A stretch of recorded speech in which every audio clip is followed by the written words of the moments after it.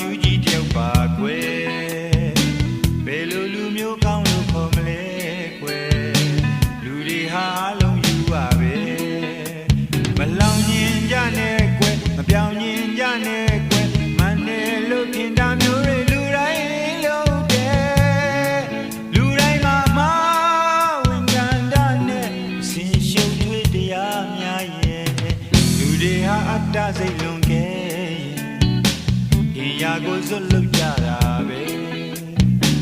ငါကိုယ်တိုင်ဘဝတွေ့ယုံနေရတယ်လို့